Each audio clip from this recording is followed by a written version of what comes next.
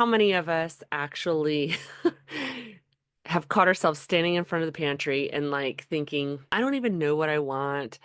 I just know that I want something, right? Or those moments where you suddenly need chocolate out of nowhere and you just have to go get it. Or if you've spent hours and hours of dieting, following all the food rules, and then all those cravings when they come in, they cause confusion. They might even be a little scary. But what if those cravings or that hunger and the fullness aren't problems to fix? What if they are invitations?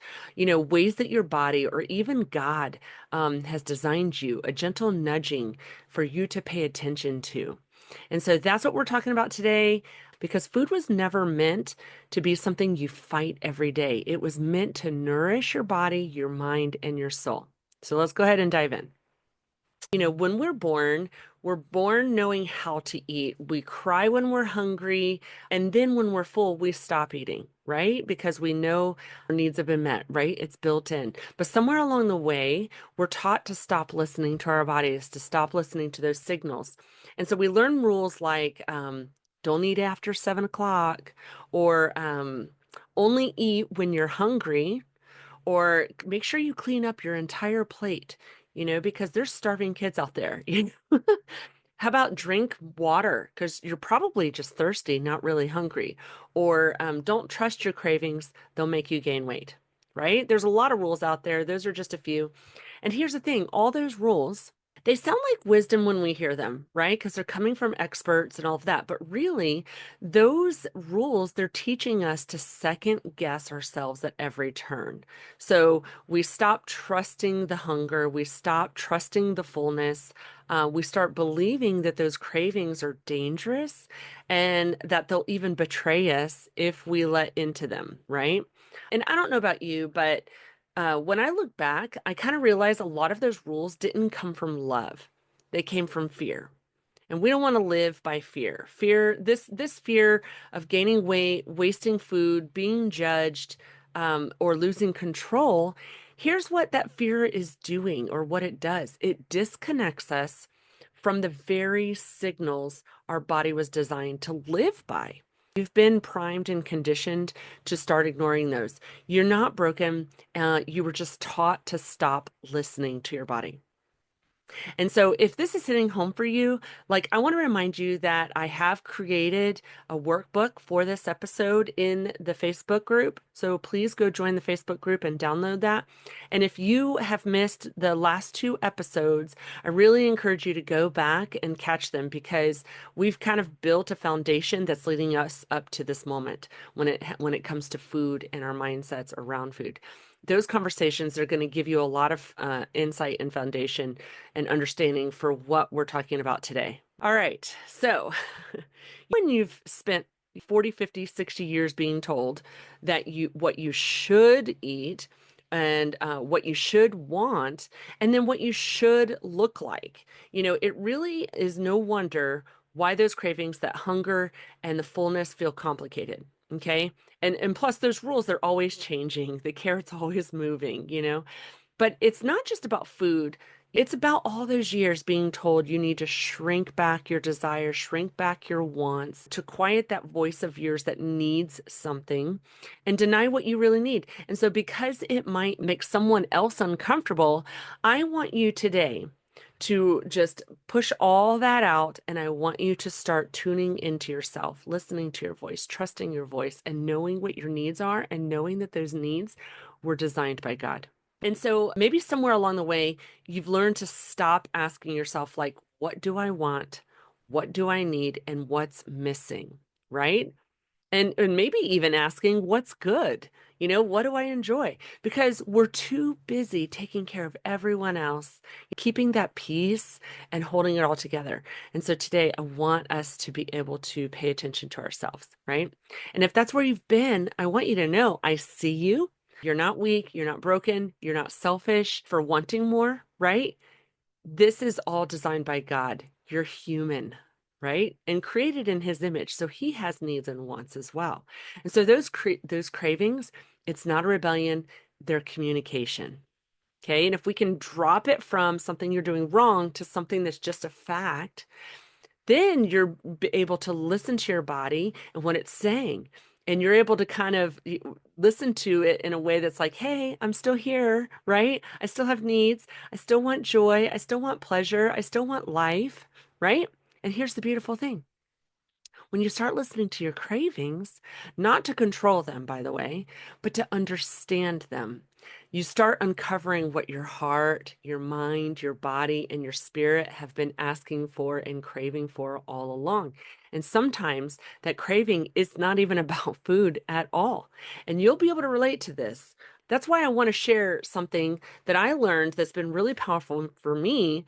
It's called the five hungers. And maybe you've heard of this, but maybe you haven't, because not every hunger is a hunger for food. And sometimes it's a hunger for connection, a hunger for rest, a hunger for beauty, a hunger for adventure, a hunger for love. And when we can pause long enough to ask ourselves, like, which hunger is this really? We start to actually see our cravings as clues, breadcrumbs, something like invitations back to the life we actually want to be living. And so let me walk you through these five hungers. And maybe as I share, you'll recognize which one's been calling your name in this current season. And of course, there could be several that's calling you right now.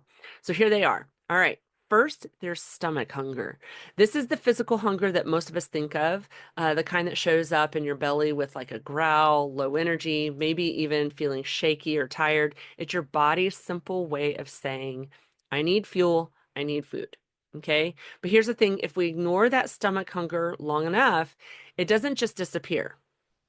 It actually can come back like louder, more desperate, more overwhelming, which is why we sometimes feel out of control around food. So let's try to give ourselves permission to pay attention earlier before it gets to that point, right? Okay, so here's the second one. This is heart hunger. So this hunger, it's going to be for comfort, for love, for warmth, for connection. And if you've ever find yourself like late at night looking for a snack, not because you're physically hungry, but because the house feels too quiet, you feel bored, you feel lonely, this is heart hunger. It's simply saying, I need to feel cared for, right? Then there's mind hunger. And this one's sneaky because it's the voice in your head that says things like, you shouldn't eat that. You've already had enough food, right? You deserve a treat. But mind hunger is shaped by diet culture.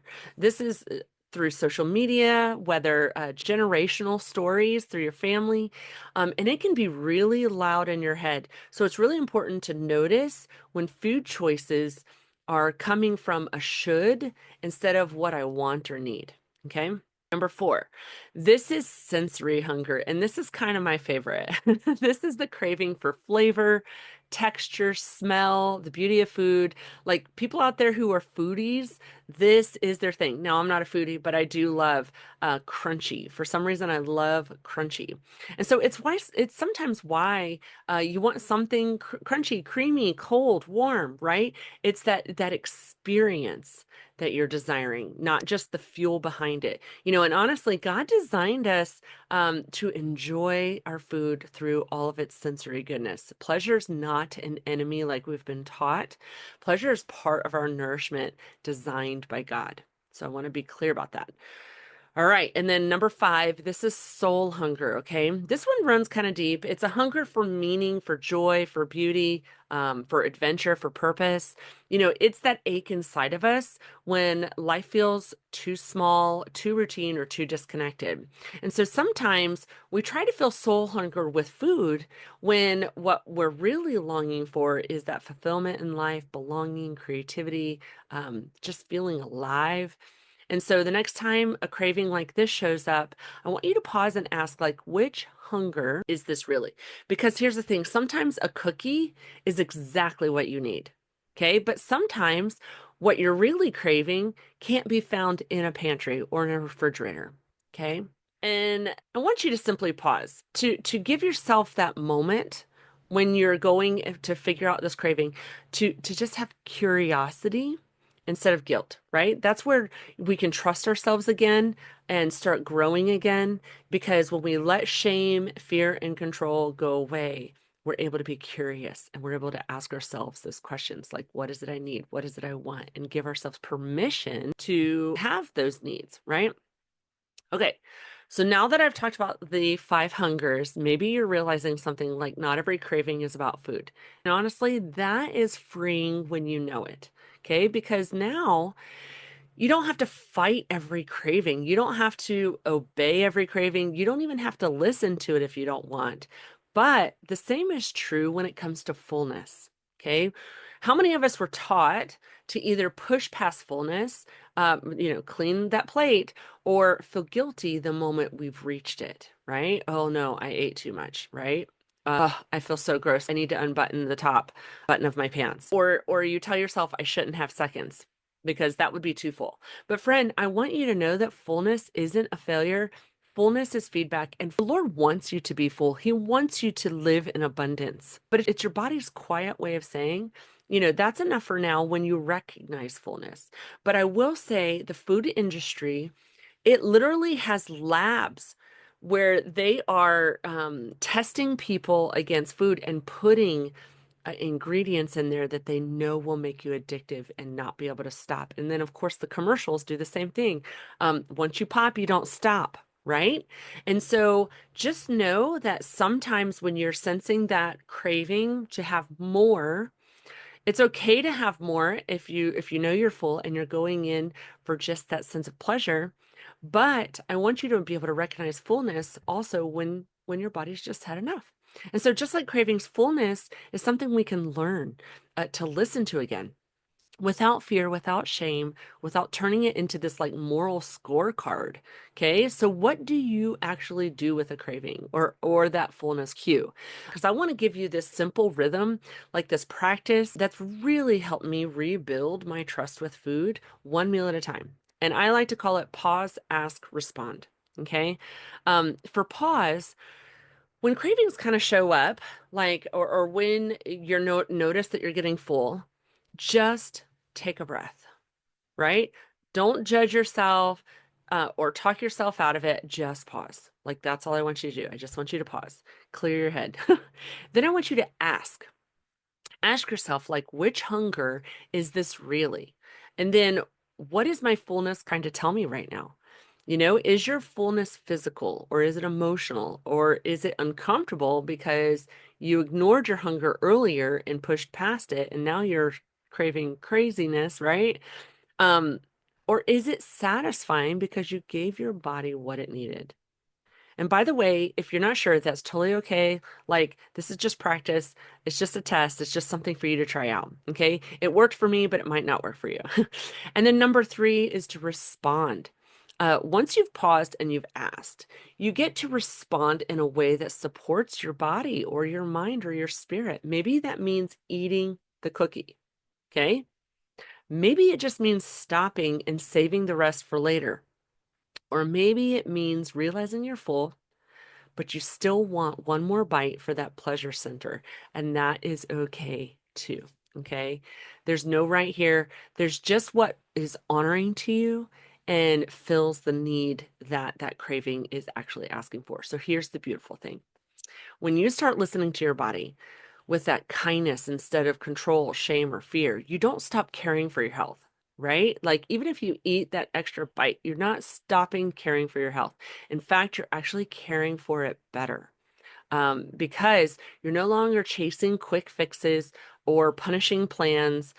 You're partnering with your body, your mind, and your soul for the long haul. So each time you get to ask yourself this, and you get to decide this time I'm going to do this, but next time I might do something different. And friend, that's how we rebuild trust with ourselves. Okay. It's not by perfect eating, not by following new rules, but by practicing that curiosity over control, right? By choosing kindness over shame, by showing up for ourselves meal by meal, moment by moment. Okay.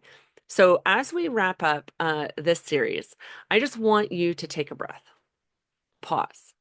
Because everything you've learned these last few weeks, like about what your body needs, how to fuel it, how to listen to those cravings, the hunger and the fullness, it's not meant to be another set of rules. Like, this is an invitation for you to rebuild trust, reconnect with the body God gave you, and to care for it from a place of grace and kindness. So you're not behind, you're not too old, you're not too late. You already have everything you need to start. So I want to remind you that I created a workbook for you inside the Facebook group, Making Life Beautiful Again. So go join it if you haven't already.